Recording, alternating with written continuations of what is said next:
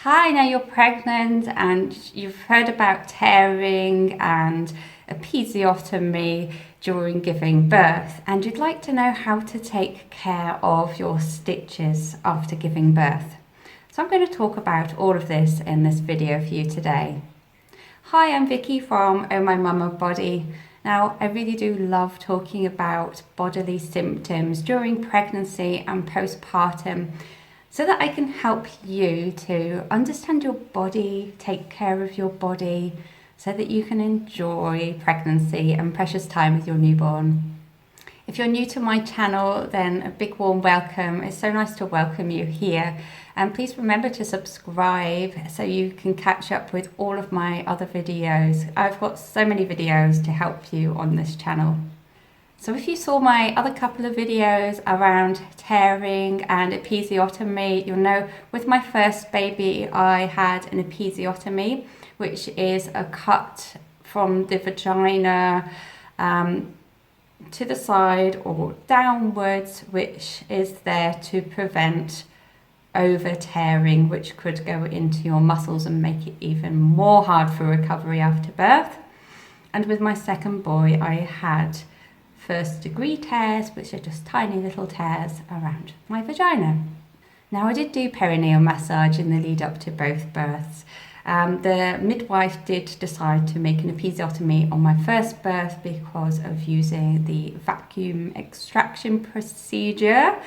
And with my second boy, I really did loads of perineal massage. So the tearing was really minor and it was so easy to handle afterwards.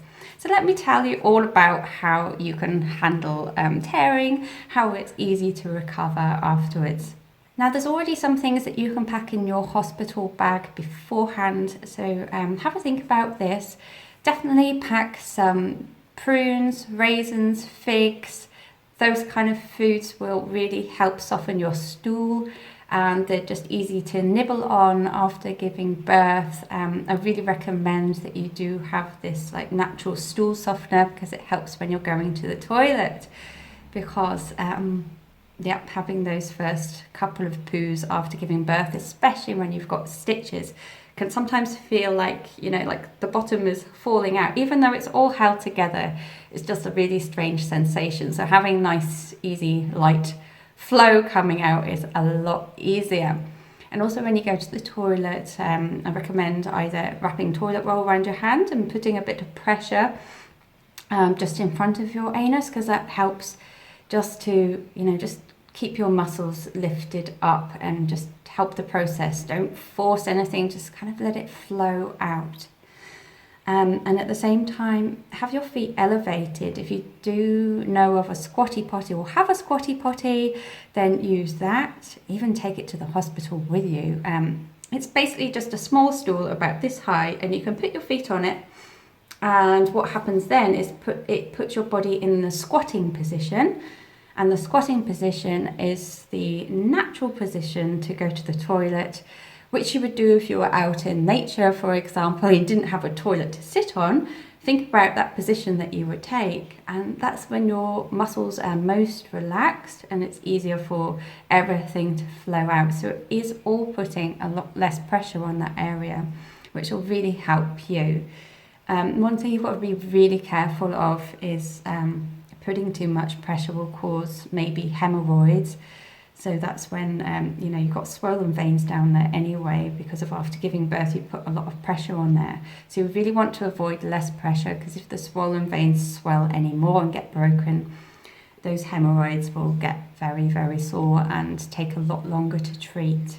What I can really recommend for putting in your hospital bag as well are some prepped sanitary pads. Now, the blood flow will be quite a lot after giving birth, so you really need extra big sanitary pads. And what you can do is prep them with a mixture of essential oils. Now, I'm talking about lavender and copaiba. Now, I will be writing all of this down in the comments afterwards with some tips for you. So go ahead and grab them from underneath after the video and go through them. So lavender and copaiba are really, really calming and soothing. And if you already have some sanitary pads prepped up with this mixture, a few drops on them and put them in like a zippy closed bag so they stay moist. Then you'll be able to put them on after giving birth, and it will really give some calming to those stitches which might feel a bit swollen at the time. And then when you're at home, keep putting this mixture onto your sanitary pads, but put the sanitary pads in the freezer for an hour or two before you then put them on, because that helps to cool the area and calm the area as well, because you must watch out with more blood flow going to the area will cause more swelling, so it's better to keep cooling around there, which is why if you are going to have a sitz bath, then keep the temperature to a minimum. It's a lot better than thinking, oh, I need a warm bath. No, because then all the blood rushes to the area and then can actually aggravate things. So nice, cool sanitary pads that's really nice and soothing.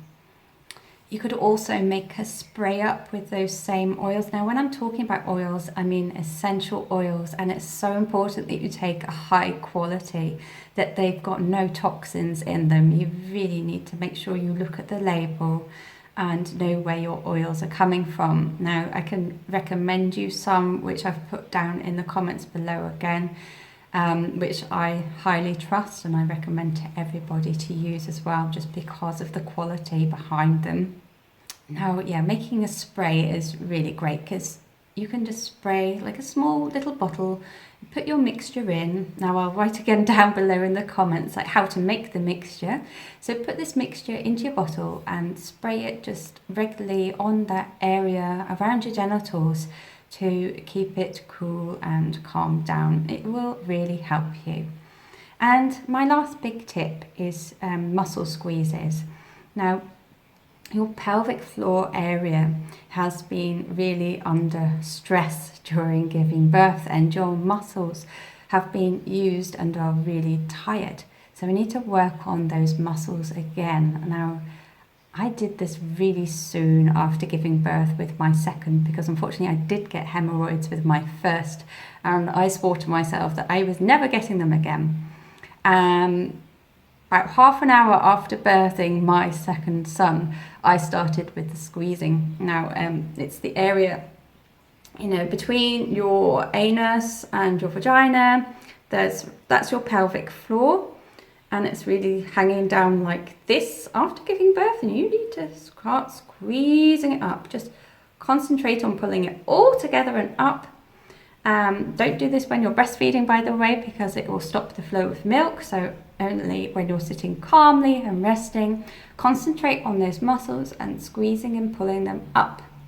Now, you might not be able to do that for more than half a second, seriously, at the beginning after giving birth, because your muscles are so tired, but do keep on, because every time you try, you'll be able to do it just that little bit longer and hold them a little bit longer, giving them more and more strength. And that's so important for helping with incontinence and going to the toilet, yeah? So keep on working at that regularly. Think about it perhaps once an hour, and that will really, really help you out. So I really hope all of these tips help you after you've given birth. If you have any questions at all, just pop them down in the comments. And do come along and join me in our Facebook group, which is Mama Meets and Midwife.